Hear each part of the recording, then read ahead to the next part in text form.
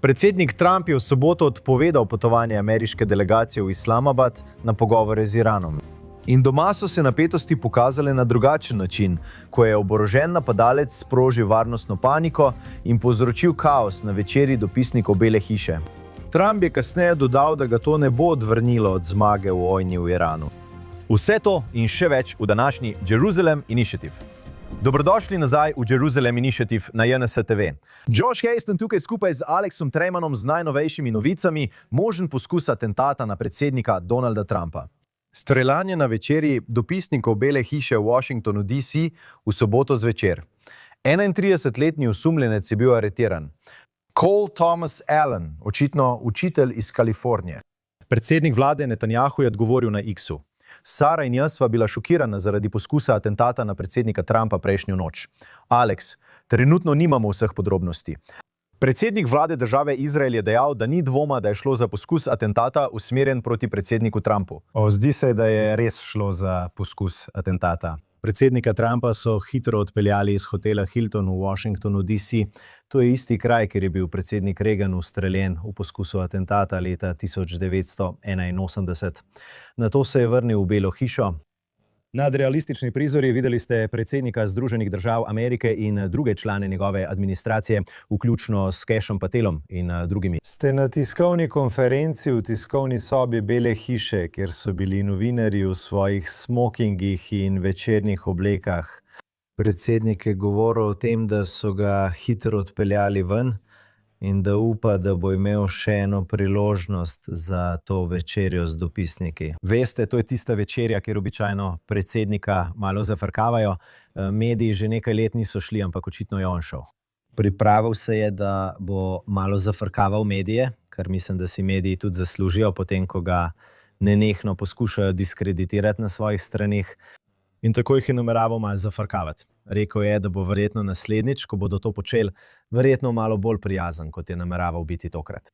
In tudi je poudaril, da je to razlog, zakaj Bela hiša potrebuje plesno dvorano, ker ni mogoče zagotoviti varnosti takšnih prizorišč za predsednika Združenih držav. Razmišljamo o predsedniku vlade države Izrael. Velikokrat sem potoval z njim. Količina varnostnih ukrepov in logistike, ki je potrebno vsakič, ko se predsednik vlade premakne z enega prizorišča na drugo, je ogromna. Mislim, način, kako predsednika vlade ali predsednika Združenih držav Amerike pripeljejo skozi notranjost teh hotelov, ker ne morejo iti po očitnih poteh, vedno se vozijo v neprebojnih vozilih. Ne morejo niti stopiti iz vozila, ne da bi bila okoli vozil postavljena šotora, da ostrostrelec ne bi mogel imeti jasnega strela ali vedeti, kje bi bil predsednik vlade ali predsednik Združenih držav Amerike. Pravzaprav bi rekel, da je grozno življenje biti predsednik ali predsednik vlade države Izrael, če gledamo z vidika količine varovanja. Človek ne more niti v trgovino po mleko.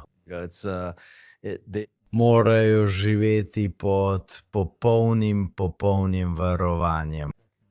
Ker imaš ves čas nore ljudi, kot je ta, ki vedno bolj poskušajo izvajati takšna dejanja. Tako vidimo, da postajajo družbe vse bolj in bolj jezne. Na nek način to podžigajo mediji, a hkrati tudi nasilne videoigre. To podžigajo tudi zdravila za depresijo in zdravila za anksioznost. Družbena omrežja zagotovo, celo način, kako ljudje komunicirajo med seboj. Pomanjkanje IQ v družbi, torej čustvenega količnika in dostop do orožja. Mislim, ljudje imajo, še posebej v Združenih državah, veliko večji dostop do jurišnih pušk, kot bi ga imeli v Izraelu. Tam res nimaš preveč dostopa. Tako da veš, zelo žalostno. Kot si omenil pred oddajo, zdi se, da ima Trump, 9 življenj. Rekel je, da je razlog, zakaj je tarča ta, da je učinkovit in da veliko dosega. Tako da, na srečo je Trump v redu. Molimo za njegov uspeh tukaj v Izraelu. Prepričan sem, da več ljudi moli za Trumpovo zdravje in uspeh v Izraelu kot verjetno v katerikoli drugi državi na svetu. O tem ni dvoma. V izraelskih medijih je bilo danes zjutraj veliko vprašanje, ali je strelec ukrepal zaradi Trumpove politike, posebej glede vojne na Bližnjem vzhodu in do Irana. Mislim, da trenutno na to vprašanje še nimamo odgovora. Predsednik je dejal, da misli, da to nima zveze z Iranom. Povezava z vojno v Iranu, to je verjetno le dejanje volka samotarja, vendar sem prepričan, da bo v prihodnjih tednih prišlo več informacij na dan. Napadalca so prijeli živega. Bil je onesposobljen, ranjen, a živ. V ponedeljek bo priveden pred sodišče po besedah Jeanine Pirro, ki je, mislim, začasna tožilka v Washingtonu, D.C. In veste, v prihodnjih dneh bomo izvedeli več informacij. Torej, Alex, obrnimo se kar na Iran. Pred poskusom atentata tam je predsednik Trump odpovedal srečanja z iranskimi uradniki v Pakistanu. Trump je v soboto dejal, da je odpovedal potovanje v Islamabad zaradi pogovorov. Rekel je Jaredu Kushmanu, naj ostane doma, in Steveu Witkoffu naj ostane doma. Nisem prepričan, ali bi moral tudi J.D. Vance leteti tja, ampak poglejmo si ta video. Verjetno ste slišali, da smo odpovedali potovanje. Imamo vse karte v rokah. Ne bomo ves čas preživeli 15 ur na letalih, da bi hodili sem in tja in prejemali dokument, ki ni bil dovolj dober. Zato bomo stvari urejali po telefonu in lahko nas pokličejo kadarkoli želijo. Jaz bom urejal stvari s tistim, ki vodi to zadevo. Oni ne vejo. Med seboj se prepirajo. To je izjemno notranje prepiranje. Verjetno se borijo za vodstvo. Torej, Alex, mislim, da je trenutno glavno vprašanje status premirja. Predsednik Trump je sredi prejšnjega tedna dejal, da bo premirje podaljšano, da bi lahko potekali ti pogovori. Zdaj, ti pogovori se niso zgodili. Ves čas preverjam svoj telefon. Ves čas poslušam, ali se bodo oglasile sirene, da bi videl, ali bo Iran morda znova poskušal napasti Izrael, če se ZDA dejansko odločijo, da se vračajo v vojno z Iranom. Kakšno je trenutno stanje? Tukaj smo nekako v negotovosti. Seveda, zdi se jasno, da je bil dokument, ki so ga Združene države prejele, strogo stališče in ne dosega nobenih kompromisov, ki jih Združene države pričakujejo. Predsednik Trump je odpovedal potovanje Witkoffa in Kushnerja v Islamabad. To je dolga pot, tja traja približno 18 ur.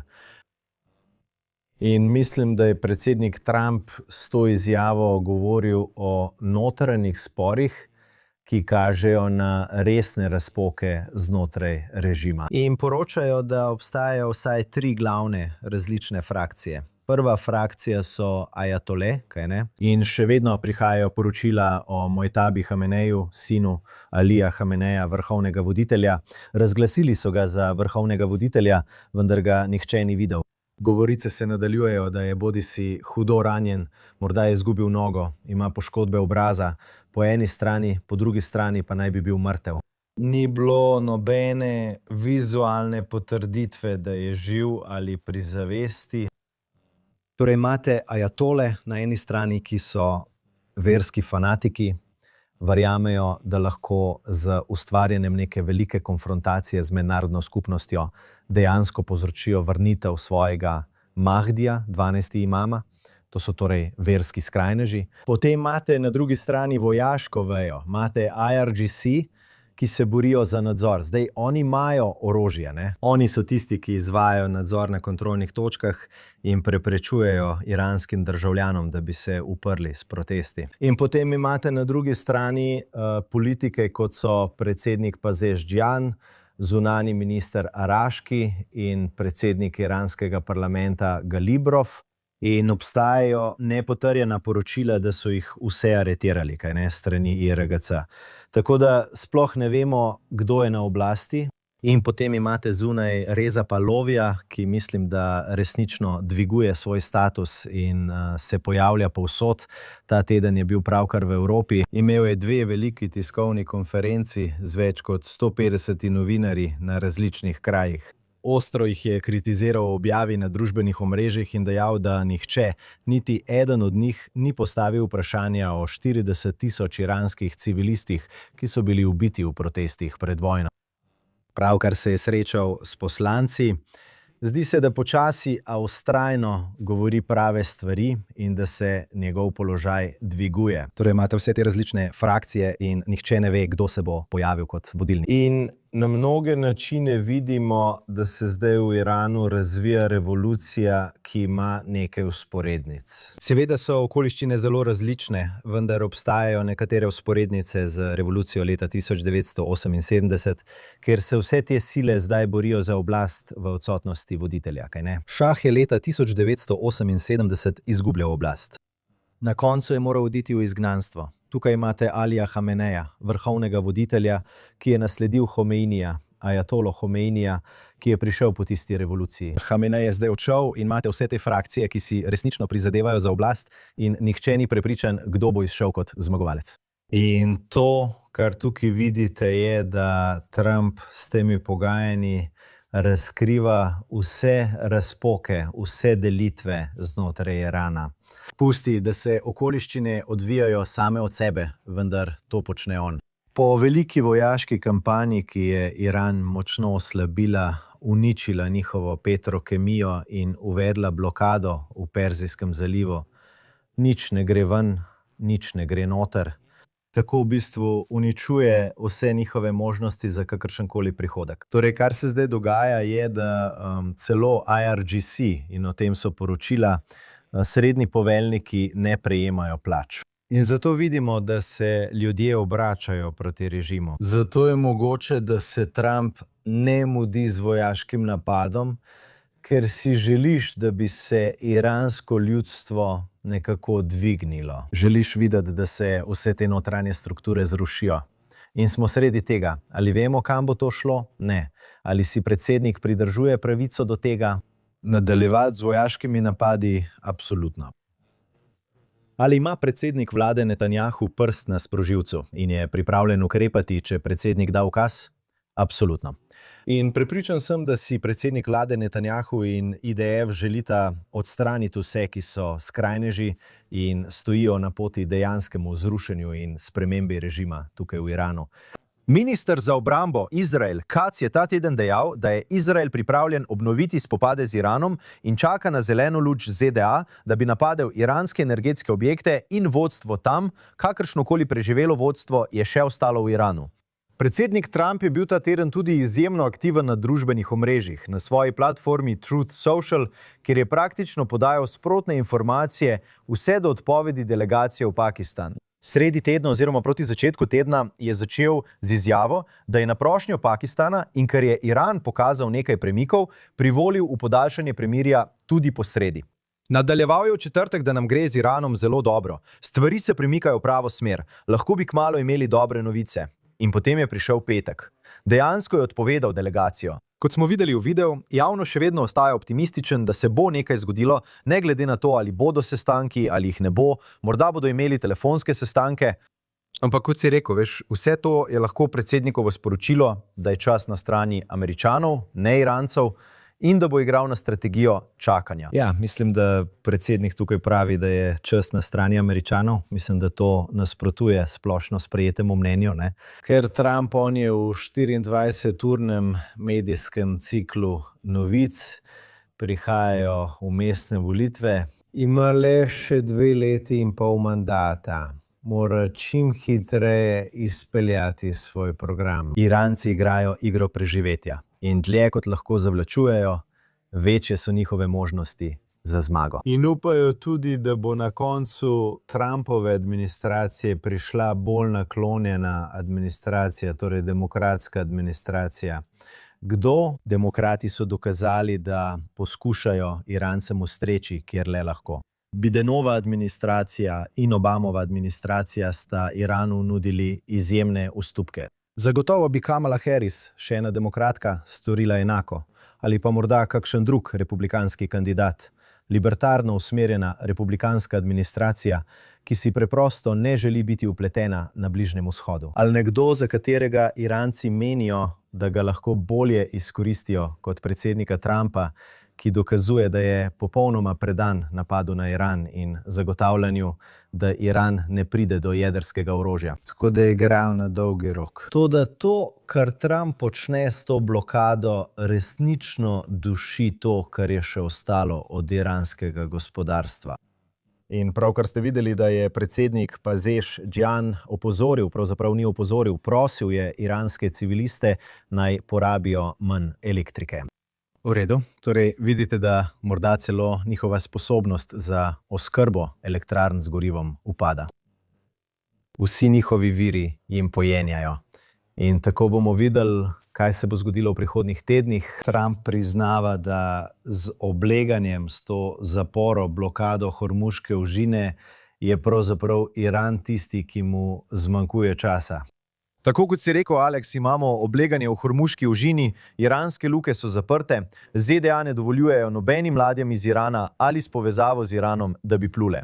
Trump je tudi na svoji platformi Truth Social pretekli četrtek izjavil, da je ukazal ameriški mornarici, naj po njegovih besedah ustreli in ubije vsako ladjo, ki pluje na tem območju. Posebej se osredotoča na tiste ladje, ki bi lahko polagale mine na tem območju. Hkrati so tam tudi ladje za odstranjevanje min, ladje ameriške mornarice, ki po besedah predsednika trenutno brez oklevanja čistijo ožino. Pravi, da bi morali potrojiti obseg odstranjevanja min v Hormuški ožini. Ja, tukaj se dogaja veliko različnih stvari v zvezi z zaprtjem ožin. Po eni strani imate to vajo za odstranjevanje min in vidite predsednika Združenih držav Amerike, ki pravi, da ni vključena samo ameriška mornarica. Prosi tudi druge države naj pošljajo svoje ladje, da bi čistile mine v Hormuški ožini. Ali to res počnejo? Tudi Turčija je predlagala, da bi lahko prišli in čistili mine v Hormuški ožini. Pravi, da je dolžnost svobodnih držav zagotoviti svobodo prehoda tukaj. Torej imate to vprašanje, da Trump želi, da bi tudi druge države sodelovale v tej operaciji, ker so na koncu prav one tiste, ki bolj potrebujejo ožino kot Združene države. Imate še drugo vprašanje, blokade blaga, ki prihaja v Iran in primer, ko je ameriška vojska zasegla kitajsko plovilo in v bistvu pravijo, da so bila nekatera davila, ki so jih Kitajci poskušali dostaviti v Iran, prav nič prijazna. Morda je šlo za gorivo, mogoče trdno gorivo za balistične rakete. Ne vemo, kaj je bilo, nihče pravzaprav ne pove. Torej veste, to preprečuje ponovno oboroževanje. To preprečuje, da bi zaloge prišle v Iran, to je mednarodno vprašanje min in potem je tu še izvoz nafte, ki ga Iran potrebuje. In Trump pravi, da Iranci izgubljajo nekaj okoli 400 do 500 milijonov dolarjev na dan zaradi izvoza nafte. Ampak obstaja še ena stvar, ko imaš te naftne vrtine, ko jih ne morejo prazniti, medtem ko črpajo nafto, se zgodi to, in to zdaj berem. Nisem strokovnjak za to, kako te petrokemične naprave, naftne naprave natančno delujejo, ampak obstajajo poročila, da v bistvu prenehajo pravilno delovati, če ne morejo proizvajati nafte. In potem jo pretovoriti na ladje. Torej dejstvo, da nič ne izhaja, bi lahko dolgoročno uničevalo tudi iranske naftne zmogljivosti. Aleksej, kot si rekel in kot je tudi predsednik Trump izjavil na Truth Social, Iran finančno propada. Želijo, da se Hormuška ožina takoj odpre. Obupano potrebujejo denar. Izgubljajo 100 milijonov dolarjev na dan. Vojska in policija se pritožujeta, da niso plačani. SOS. To so besede predsednika. Prav. In Iranci, veš, lahko tiskajo denar, ampak vprašanje je, koliko je ta denar vreden. Rial se je pred vojno menjal po tečaju približno 1.200.000 za $1. In tako, veš, Iranci so lahko tiskali denar, ampak kupna moč tega denarja je zdaj, mislim, rad bi rekel, da je brez vrednosti. Ne vem, kako bi drugače to povedal. In tako tudi, če natisnejo denar, da izplačajo IRGC, s tem denarjem ne morejo več ničesar narediti. Tako da boste kmalu videli, mislim, pomanjkanje drugih vrst blaga v Iranu. In mislim, da je vprašanje, da moramo samo opazovati, kako se bo ta strategija izkazala v praksi. Ali bodo v Iran prišla alternativna orožja? Ali bodo iranski Kurdi prečkali mejo in začeli pomagati iranski opoziciji v boju proti IRGC? Ali bodo dostavili orožje, ki ga je predsednik Trump skrivnostno omenil, da je bilo poslano proti Iranu, a so ga drugi zadržali? Ali se bo predsednik Združenih držav Amerike na neki točki spremenil stališče glede Reze Pahlavija? Ves čas je trdil, da misli, da Reza Pahlavi ni pravi človek. Je prijazen človek, vendar potrebujete nekoga znotraj Irana. In morda je vse to le dimna zavesa, da bi se zdelo, kot da šahov sin Reza Pahlavi ni ameriška lutka. Torej, če predsednik Trump pravi, v redu, mislimo, da Reza Pahlavi ni pravi, vendar iransko ljudstvo to zahteva, ali pa prihaja od znotraj ali od zunaj, iz drugega vira. Potem bo morda na neki točki Trump spremenil mnenje in rekel, v redu, ja, zdi se očitno, da je Reza Pahlavi, pravi človek. Torej opravlja svoje delo od zunaj.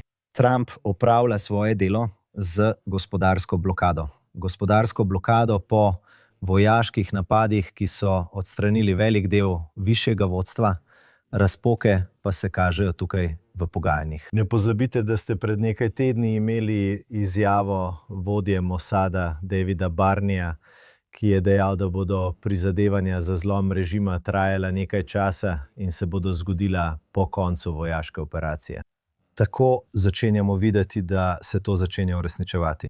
Mislim, da se vsi tisti kritiki, ki pravijo, da Iranci prekašajo Združene države, motijo glede predsednika Trumpa. Mislim, da predsednik Trump to pravilno pove, ko pravi, da imajo Združene države v tem trenutku vse adute. Iran nima več veliko adutov. In zdaj moramo samo počakati in videti, kako se bo to razpletlo. Ja, absolutno. Morali bomo videti, kam to pelje. To še zdaleč ni končano. Hkrati pa se ukvarjamo z iransko proksi skupino na severu, Hezbolahom, seveda v Libanonu. Po eni strani je bila ta teden izraelska delegacija v Združenih državah, kjer je bil tudi Marco Rubio, ki je neposredno govoril z Libanonci o nekakšni normalizaciji premirja ali čem podobnem. Dejansko je predsednik Trump ta teden tam napovedal 3-tedensko premirje. In hkrati imate Hezbolah, in Hezbolah še naprej krši vsako vrsto premirja, ki ga ima Izrael z Libanonom. Ne morem vam niti povedati, koliko izstrelkov je Hezbolah izstrelil čez vikend. Sinoči, v soboto zvečer, je premier Netanjahu dejal, da je ukazal IDF naj silovito udari po ciljih Hezbolaha v Libanonu. Njegov urad je v soboto zvečer podal kratko izjavo. Tako imate Izrael, ki seveda uničuje teroristične cilje Hezbolaha v Libanonu, tudi med premirjem, kar nam je dovoljeno. Potem imate Hezbolah, ki znova in znova krši premirje ter izstreljuje minometne granate in rakete proti skupnostim na severni meji Izraela. Pravzaprav to ni ravno premirje, čeprav imate na papirju podaljšanje, 3-tedensko podaljšanje, vendar je situacija na severu Izraela trenutno zelo napeta. Približno pred tednom dni, ko sva se pogovarjala, sem mislil, da bo premirje v Libanonu zdržalo na podlagi teh dolgoročnih pogajanj, medtem ko bi se premirje z Iranom podrlo zaradi nezmožnosti Irancev, da bi dosegli dogovor s predsednikom Združenih držav Amerike. In tukaj vidimo, da se v Iranu dogaja prav nasprotno. Predsednik želi dovoliti, da se gospodarska blokada izteče sama od sebe in se ne mudi z nadaljevanjem vojaških sovražnosti. Toda tukaj, ko se pogajanja med Izraelom in Libanonom nadaljujejo in izgledajo obetavno, vidimo, da Hezbolah tega ne želi dopustiti. Zato poskušajo preprečiti pogajanja z obstreljevanjem Izraela in s tem v bistvu dokazujejo, da so močnejša sila in so sila, s katero je treba računati. Libanon vlada, pogajate se z vlado, ki ni tista stran, s katero ste v vojni. Izrael je v vojni s Hezbolahom. Pogaja se z libanonsko vlado. Libanonska vlada nima in nikoli ni dokazala sposobnosti, da bi lahko uničila Hezbolah. Hezbolah je pod pritiskom na eni strani, ker jim njihovi podporniki Iran ne zagotavljajo več orožja ali financiranja, kaj ne. Tukaj nastopi gospodarska blokada Irana. Hezbolah nima denarja, ne dobivajo več orožja. Na sirski meji je bil včasih Bašar Asad, nekdanji predsednik Sirije, ki je bil prav tako nekakšen podpornik Hezbolaha. Za svojo zaščito se je zanašal na Hezbolah.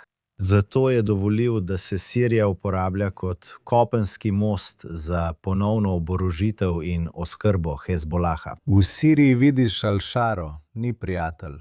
Al-Šar ni prijatelj Izraela, ampak je sovražnik Hezbolaha, kaj ne? Prav oslabitev Hezbolaha je omogočila prihod Al-Šare. In dejansko smo videli poročila, da sta Al-Šara in njegove čete preprečila nekaj poskusov tihotapljenja v Libanon, zasegla orožje, odkrila predore med Sirijo in Libanonom. Tako da trenutno je sovražnik mojega sovražnika, ne vem, če lahko rečem moj prijatelj, ampak je koristen pri oslabljenju Hezbolaha. In na drugi strani je Hezbolah pod pritiskom diplomatskih prizadevanj med Libanonom in Izraelom. Dejstvo je, da ta libanonska vlada in voditelji vlade, predsednik Joseph Aoun, ki je kristjan, poskušajo ponovno vzpostaviti svoj nadzor v tej državi nad Hezbolahom. Zdaj med temi pogajanji niso govorili nič lepega o Izraelu, čeprav njihov veleposlanik sedi za mizo nasproti izraelskemu veleposlaniku Jehilu Leiterju. Pojdimo kar naprej, če lahko. Poglejmo si posnetek delegacije v Washingtonu pretekli teden. Imeli smo odličen sestanek z zelo visokimi uradniki Libanona in zelo visokimi uradniki Izraela. In mislimo, da bosta predsednik Libanona in predsednik vlade Izraela v naslednjih nekaj tednih prišla sem. Strinjali so se za dodatne 3 tedne premirja, mislim brez streljanja. Bomo videli, upamo, da se bo to zgodilo. To se medtem ne bo zgodilo, vendar morajo razmišljati tudi o Hezbolahu. To vsem daje čas, da še naprej dela na tem, kar naj bi postalo trajni mir. Med dvema državama, ki si želita miru, sta obe žrtvi iste teroristične organizacije. Teroristične organizacije, ki je nedvomno prizadela Izrael, a je prizadela tudi prebivalce Libanona. Ljudje v Libanonu si zaslužijo živeti v mirni in uspešni državi. To je zelo pozitiven sestanek tam. Ampak, Alex, kot si rekel, Libanonci še vedno ne govorijo lepih stvari o Izraelu, čeprav so skupaj v isti sobi tam v Washingtonu. No, bojijo se za svoje življenja, ne? Če bi rekli, da je Izrael njihov prijatelj, jih je strah, da jih bodo odstranili. Trenutno nimajo druge izbire, kot da so za pogajalsko mizo. Najverjetneje zato, ker predsednik Združenih držav Amerike ponuja korenčke. Kar zadeva milijarde dolarjev financiranja, na enak način, kot je predsednik Združenih držav Amerike dal milijarde dolarjev olajšav sankcij Al-Shari v Siriji. Libanonska vlada upa, da bo, če dobi zelo lepo finančno pomoč od Združenih držav Amerike, to njihova moč. Obstaja ekonomski vzvod, obstaja vojaški vzvod. Libanonska vojska nima vojaškega vzvoda. Upajo, da lahko libanonska vlada dobi ekonomski vzvod za obnovo. In prisiljeni so v pogajanja z državo Izrael. Tudi Izrael je, bi rekel, prisiljen v ta pogajanja. Zdaj, očitno Izrael vidi te dolgoročne koristi, kaj ne? Če je mogoče dejansko pritisniti na Hezbolah, če Izrael ohrani pravico do obstreljevanja Hezbolaha, tudi med premirjem, kar v bistvu pomeni, da na novo opredeljujete, kaj premirje sploh pomeni. Seveda Hezbolah v resnici ni del tega dogovora. Torej, ko rečete premirje med Libanonom in Izraelom, Hezbolah, oni premirja ne priznavajo. Ampak Izrael si pridržuje pravico do delovanja. Dejstvo, da je bil Hezbolah tako zelo oslabljen, je edina stvar, ki libanonski vladi sploh omogoča, da sede za pogajalsko mizo z Izraelom. Dejstvo, da imate Mike'a Huckabee, ki je ameriški veleposlanik v Izraelu in je odletel v Washington, nismo točno vedeli zakaj. Zdaj vidimo, da bo del teh pogajanj. To je verjetno naloga, katere namen je prepričati premierja Netanjahuja in druge o vrednosti nadaljevanja teh pogovorov. Saj imate tukaj Jehila Leiterja, ki zastopa Izrael. On je zelo blizu Ronu Dermerju. Ima vpliv na premierja pri teh pogajanjih, vendar mislim, da so ZDA želele, da je tam še nekdo dodaten par oči in ušes, nekdo, ki bi imel vpliv in spoštovanje Netanjahuja. Zato sta zdaj ameriška ambasadorja, tako v Libanonu kot v Izraelu, postala del teh pogovorov. Ti pogovori se bodo nadaljevali, tudi če se bo nadaljevalo obstreljevanje med Izraelom in Hezbolahom. In zdi se, da je treba Hezbolah še malo bolj oslabiti. Ja, absolutno. Libanon bi moral to storiti že leta 2006, ob koncu druge libanonske vojne. To se ni zgodilo. Bomo videli, kam bo to pripeljalo. Izrael ima seveda mirovni sporazum z našimi sosedi, Jordanijo, Egiptom in morda nekega dne tudi z Libanonom, vendar Hezbolah tam ostaja neznanka. Ja, še vedno ostaja vprašanje, medtem pa je Joseph Aoun povedal, da se ne želi srečati s predsednikom vlade. Pred približno tednom dni so se pojavila poročila, da bi oba voditelja lahko zelo kmalu odpotovala v Washington. Zdi se, da so bila ta poročila nekoliko prehitra, kaj ne? To pomeni, da morajo ta pogajanja še nekoliko napredovati v procesu. Zanimivo bi bilo videti, ali bi Adžun dejansko sodeloval na srečanju skupaj z Netanjahujem in videti takšen stisk roke na zelenici Bele hiše. To bi zagotovo bil, mislim, da bi bil preboj za Bližnji vzhod in še en korak k normalizaciji med Izraelom in temi drugimi državami, ki so se prej videle v konfliktu z Izraelom. Marco Rubio je to najbolj povedal, da imata Izrael in Libanon, glej, istega sovražnika. Sovražnik je Hezbolah. Če Hezbolah odstraniš iz enačbe, res ni razloga, zakaj Libanon in Izrael ne bi smela imeti normaliziranih odnosov. Zdaj tu je tudi vprašanje, kaj se zgodi na območju južno od reke Litani, ki ga je Izrael očistil. Medtem Izrael sporoča libanonskim državljanom: ne vračajte se, ne približujte se reki Litani, ne vračajte se. Pojavile so se nekatere informacije, da poskušajo priti nazaj dol. Veste, Izrael medtem vzdržuje to varnostno območje in vprašanje je, kaj se bo z njim zgodilo. Govorilo se je, da bi to morda lahko postalo gospodarsko območje, ki bi ga Izrael vojaško varoval, vendar civilisti ali Hezbolah ne bi več mogli priti južno od reke Litani. Alex, rad bi tukaj zamenjal temo, če lahko. Veste, smo v volilni sezoni. Po zakonu mora Izrael najpozneje do oktobra izvesti parlamentarne volitve, volitve za Kneset. Zdaj smo konec aprila. Torej bomo morali videti, kako se bo vse skupaj odvilo. To bi se lahko zgodilo v naslednjih 90, veste, v obdobju 90 dni ali pa morda šele oktobra. Bomo videli, kaj bo želel narediti premier Netanjahu. Lahko bi razpisal volitve in potem bi jih lahko imeli v 90 dneh. A poročila čez vikend pravijo, da nezadovoljni, tako bi jih jaz imenoval, člani Likuda morda oblikujejo neko odcepljeno stranko. Ne vem, ali bi rekli desničarska stranka, desno-sredinska ali karkoli drugega. Tam imate različne osebnosti, ki so bile v Likudu že vrsto let, vključno s poslancem Julijem Edelsteinom. Imate Shirin Haskel iz Sarove stranke Novo upanje in druge, ki morda niso zadovoljni s premijerjem Netanjahujem, a vseeno želijo ostati recimo na desni strani političnega spektra. Kaj vemo o tem morebitnem novem projektu, kot temu pravijo tukaj Likudu B ali B ekipi Likuda? Kaj vemo o tej potencialni novi stranki? No, najprej to je zagotovo B ekipa. To ni A ekipa, prav? To niso zvezdniki Likuda. Nekateri izmed njih so bili nekoč vzhajajoče zvezde v Likudu, vendar smo to že videli prej. Videli smo, kako se je Gideon Sar odcepil in ustanovil stranko Novo upanje. Videli smo, kako se je Kahron odcepil od Likuda in ustanovil novo stranko. In te stranke lahko pridejo v Kneset, ker način, kako delujejo predvolitve v Likudu, je tak, da se lahko povzpneš na listo samo, če ljudje glasujejo zate na predvolitvah. Tako da, veste, veliko teh poslancev v Likudu ima svoje majhne baze podpore in lahko določen odstotek te baze pripeljejo seboj v novo stranko. Veste, to smo že videli prej, in kar se zgodi v vseh teh primerih je, da ta stranka pride v Kneset, naredijo veliko hrupa in na naslednjih volitvah so izven Kneseta in se potem vrnejo nazaj, veste, sklonjenimi glavami plazijo nazaj v Likud, kot Gideon Sar, ki je zdaj zunanji minister, ker se je vrnil v stranko. Ampak ja, to je volilna sezona. Mislim, da v tem trenutku ne bomo imeli predčasnih volitev, najverjetneje bomo imeli najpoznejši možni datum volitev, to je 27. oktober. Ljudje so govorili, da je ta vlada najmanj stabilna, najbolj razdeljena in da bo razpadla. To je edina od zadnjih več vlad, ki je zdržala celoten mandat, več kot 4 leta. Kar mislim, da je velik politični dosežek za predsednika vlade Netanjahuja. In stabilnost, ki jo je Izrael potreboval, medtem ko je vodil to vojno, ki traja že več kot 2 leti in pol. Ampak slišali boste veliko političnega godrnjanja.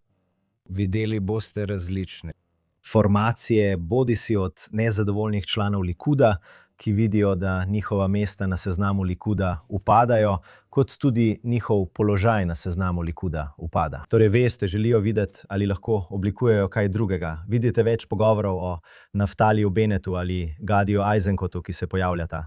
In trenutno vidite tudi vse vrste različnih anket. Tako je bil prejšnji teden na kanalu 12 objavljen anketni rezultat, ki je pokazal, da je opozicija dobila 70 sedežev. Potem pa vidite anketo kanala 14, ki jo je opravil Shlomo Filber. In predlagal bi, da je Shlomo Filber anketar v Izraelu z absolutno najboljšimi rezultati skozi številne volitve pri razumevanju političnega zemljevida, zaradi načina, kako postavlja vprašanja. Njegove ankete so pogosto najbolj približale dejanskim volilnim rezultatom. In v svoji zadnji anketi, ki jo je objavil Kanal 14, torej Anketa 14, je pokazal, da bi koalicijske stranke dobile 66 sedežev, kar bi pomenilo še eno zelo trdno in močno koalicijo v naslednji vladi. Torej boste videli veliko anket, videli boste veliko političnega manevriranja. Mislim, da boste prav tako videli oblikovanje novih strank, ki sploh niso del tega kneseta, kar bi lahko vključevalo ljudi, kot je Ofer Winter, ki prihaja iz desnega krila IDF in želi ustanoviti politično stranko, Amir Avivi iz Bitcoinistim, ki bi prav tako lahko poskušal ustanoviti politično stranko. Tako še ne vemo natančno, kdo kandidira, vemo pa, da smo v volilni sezoni. Skrbi me, da bo politični diskurs tukaj v Izraelu v naslednjih nekaj mesecih izjemno strupen. Imate vso bolečino 5 volilnih ciklov, ki so vodili do te vlade, bolečino sodnih reform in nato bolečino 7. oktobra. Dejstvo, da še vedno nimate niti preiskovalne komisije. In trenutno na Vrhovnem sodišču poteka obravnava o tem, ali lahko sodišče prisili vlado, da ustanovi preiskovalno komisijo. Vlada pravi, da je preiskovalna komisija res potrebna, vendar naj bi bila ustanovljena šele po koncu vojne. Vojna pa se še naprej vleče. In vendar predsednik vlade Netanjahu še vedno dosega dobre rezultate v anketah. Pred vsemi svojimi morebitnimi nasprotniki, vključno z Eisenkotom in Benom. V vseh anketah 14-12. Še posebej pri vprašanju primernosti za predsednika vlade. Torej, čeprav lahko pride do premikov na ravni strank, in to je parlamentarni sistem, kjer ljudje ne glasujejo neposredno za predsednika vlade, ampak glasujejo za politične stranke, tako lahko pride do premikov med strankami. Lahko pride do različnih poskusov oblikovanja koalicij, ki bodo skušale preprečiti, da bi predsednik vlade Netanjahu oblikoval vlado. Kot smo videli na prejšnjih volitvah, kjer je Naftali Bennett postal predsednik vlade, samo 5% glasov volivcev, ker je parlament v bistvu oblikoval blokirajočo koalicijo. To je bil parlamentarni državni udar, da bi preprečili, da bi Netanjahu postal predsednik vlade. Medtem pa je predsednik vlade Netanjahu po anketah znova najbolj primeren med Izraelci za predsednika vlade v tem trenutku. Alex, prejšnji petek je predsednik vlade Netanjahu razkril, da je bil zdravljen zaradi zelo zgodnje faze raka prostate. Pravi, da si je popolnoma opomogel. Objavo je odložil zaradi vojne z Iranom in te situacije. Seveda predsedniku vlade želimo samo zdravje. Če govorimo o tem z političnega vidika, kako mislite, da bodo volivci, in tega res ne maram početi, ker je zdravje na prvem mestu, ampak kako mislite, da bodo volivci reagirali, ko bodo izvedeli to novico, da je imel predsednik vlade raka? Zdi se, da je popolnoma okreval, ampak ali to vpliva na volivce? In kaj menite o tej situaciji glede zdravja predsednika vlade? Vemo, da je imel predsednik vlade večjo operacijo, takrat je šel na odstranitev prostate oziroma odstranitev tumorja iz prostate. Veste, domneval sem, da je to verjetno rakavo, čeprav tega niso objavili, ker če bi bila samo povečana prostata, medtem ko vodiš vojno, ne greš na operacijo. Ampak predsednik vlade Netanjahu je šel na ta poseg, o tem so poročali. Zdaj pa prvič poroča, da je bil na obsevanju.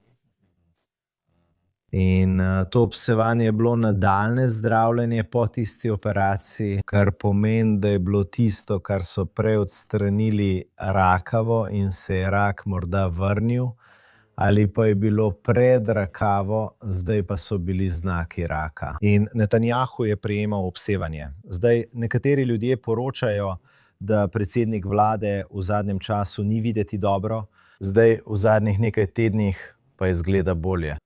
Ampak pred nekaj meseci so ljudje govorili, da je predsednik vlade videti zelo izčrpan.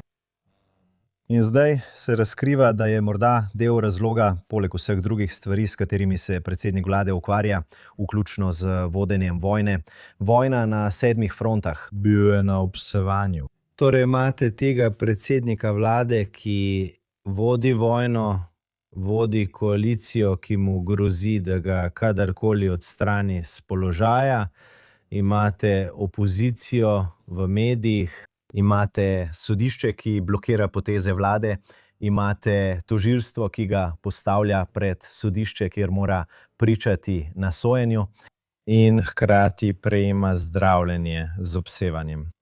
Težko si je predstavljati, da je kdorkoli sposoben prestati toliko in se soočati s toliko različnimi stvarmi hkrati, ter to početi na najvišji ravni, kjer so vložki tako visoki. Torej, najprej upamo, da je predsednik vlade trenutno zdrav, da je res tako, da si je opomogel tako od vsega, kar se je dogajalo v njegovi prostati, kot tudi od grozečih učinkov radioterapije. Kar veste, mislim, da predsednika vlade naredi precej šibkejšega, kot bi si želeli. Upam, da se predsednik vlade zdaj počuti dovolj močnega, da opravlja svoje naloge. Torej, potrebujete zdravega predsednika vlade. Potrebujete predsednika vlade, ki se lahko popolnoma osredotoči na naloge, ki so pred njim. Zato predsednik Združenih držav Amerike še naprej pritiska na predsednika Herzoga za pomilostitev, da se predsedniku vlade ne bi bilo treba več ukvarjati s tem sojenjem. Kako to vpliva na občutke volivcev? No, nedavne ankete ponovno kažejo, da je Netanjahu najbolj primeren. Mislim, da ta epizoda razkriva nekaj, o čemer smo prej govorili glede morebitne odcepitve v Likudu, da obstaja načrt nasledstva, kaj ne? Veste, predsednik vlade ni več mlad. Postaja starejši. V tem mandatu so mu ustavili srčni spodbojevalnik. V tem mandatu so mu odstranili prostato. Torej, čeprav pravi, da je popolnoma zdrav, je jasno, da je starejši in ni več tako zdrav, kot je bil nekoč. In obstajajo velika vprašanja o tem, kdo bo nasledil predsednika vlade Netanjahuja, tako znotraj njegove stranke Likud, kot tudi zunaj nje. Mislim, da ni nikogar, vsaj na desnici, ki bi ga javnost prepoznala kot kandidata, ki bi mu zaupali, da je primeren za predsednika vlade, razen predsednika vlade Netanjahuja. In spet videli bomo, kaj se bo zgodilo do teh volitev, ki bodo najverjetneje oktobra, če ne prej. In Alex, današnjo oddajo bi rad zaključil s pogovorom o palestinski oblasti. Palestinska oblast je prvič po 2 desetletjih izvedla občinske volitve, govorimo o Judeji in Samariji ter Gazi. Kako pomembne so te volitve? Prav tako se spomnimo, da so bile predsedniške volitve v palestinski oblasti. Mahmud Abbas je bil izvoljen v začetku 2000-ih, mislim, da je zdaj približno v 20. letu svojega 4-letnega mandata. Kaj pomenijo občinske volitve v palestinski oblasti in kako to vpliva na vodstvo palestinske oblasti v prihodnosti? Težko je natančno vedeti, kakšen vpliv bo to imelo na širšo politiko, tako znotraj palestinske oblasti, kot tudi zagotovo v odnosih med palestinsko oblastjo in Izraelom. Kakor sem lahko videl po prvih rezultatih, je veliko mlajših kandidatov zmagalo na volitvah. Tako v nekaterih občinah vidimo prelom s tradicionalno plemensko strukturo. In vidimo pritisk k mlademu vodstvu, ki je v veliki meri očitno nezadovoljno, vsaj s korupcijo v vodstvu palestinske oblasti. Torej, palestinska oblast imate v bistvu 2 vprašanji, kar zadeva Izrael. Prvo je spodbujanje nasilja, ki je stalno prisotno. Imate politiko plačevanja za umore, kjer naj bi do 7% proračuna palestinske oblasti šlo v sklad za mučenike, sklad za zapornike, torej v bistvu za plačevanje plač prejemkov teroristom v zaporu in za izplačevanje prejemkov družinam tistih, katerih družinski člani so bili ubiti med izvajanjem dejanj umora 1. stopnje. Potem pa je tu še vidik korupcije, kjer govorimo o milijardah in milijardah dolarjev, ki so bile preusmerjene kot pomoč palestinski oblasti. Mislim, da je to ena najhujših prevar v zgodovini moderne geopolitike, kjer sodelujejo Evropska unija, Združene države Amerike, Združeni narodi, USAID in drugi. Preprosto prelivajo milijarde dolarjev, Mahmud Abbas in njegovi pajdaši pa postajajo milijarderji, kaj ne? Mahmud Abbas leti naokoli z zasebnim letalom. On je milijarder, njegova sinova sta milijarderja, Jaser Arafat je bil milijarder. Kako to, da so ti borci za svobodo milijarderji, kaj ne? Ker v resnici vodijo grozljiv korupcijski škandal, ker denar prihaja noter, oni pa pobirajo provizije pri vsaki pogodbi. Mahmud Abbas, naj samo razložim, kako to deluje v konceptualnem okviru, v redu? To je primer, o katerem so poročali, ampak tukaj gre za konceptualni okvir. Mahmud Abbas se obrne na mednarodno skupnost in reče, da potrebujemo klimatske naprave v naših šolah. Otroci v šolah nimajo klimatskih naprav. Lahko dobimo denar in nenadoma pride $300 milijonov za klimatske naprave v šolah. In Mahmud Abbas sklene pogodbo s svojim bratrancem, da bo zagotovil klimatske naprave za vse šole. In Mahmud Abbas vzame podkupnino. Seveda. Tako deluje palestinska oblast. In to, kar imamo tukaj, je v teh občinskih volitvah nekakšen odziv na to. Prvič ste imeli takšne občinske volitve in to samo zato, ker Združene države zahtevajo, da se izvedejo nove volitve.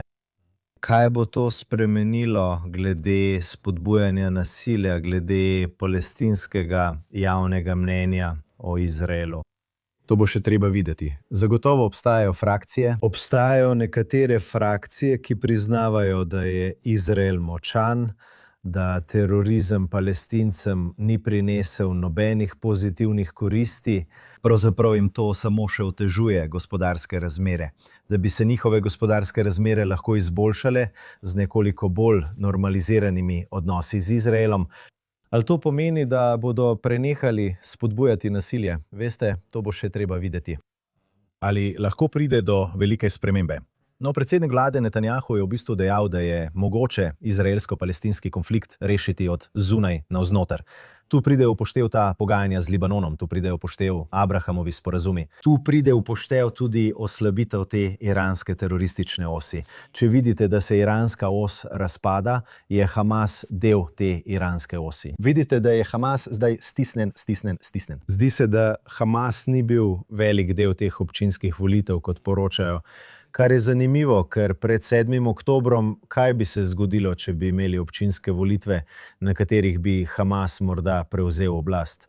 Zdi se, da so se tega vzdržali. Ponovno nisem popoln strokovnjak za vse notranje palestinske dinamike tukaj, ampak zdi se, da gre za zavrnitev Hamasa, ki je pod pritiskom, ter zavrnitev Mahmuda Abbasa in njegovega utrjevanja oblasti.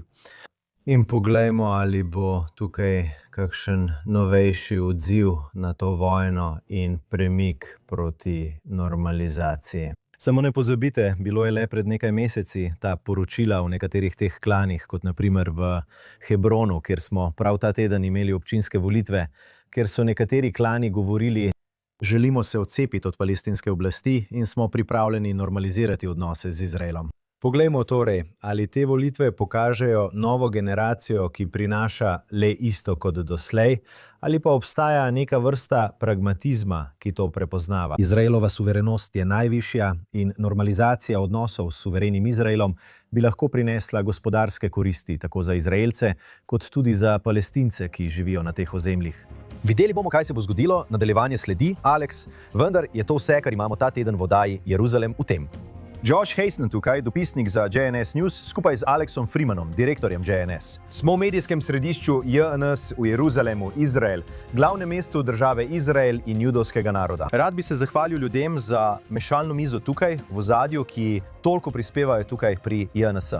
In ne pozabite se naročiti, nam nameniti super zahvalo in si ogledati vse izjemne programe, ki jih ponuja JNS TV. In seveda obiščite jns.org za vse najnovejše novice iz Izraela, Bližnjega vzhoda in celotnega judovskega sveta. Se vidimo naslednji teden tukaj v Jeruzalem in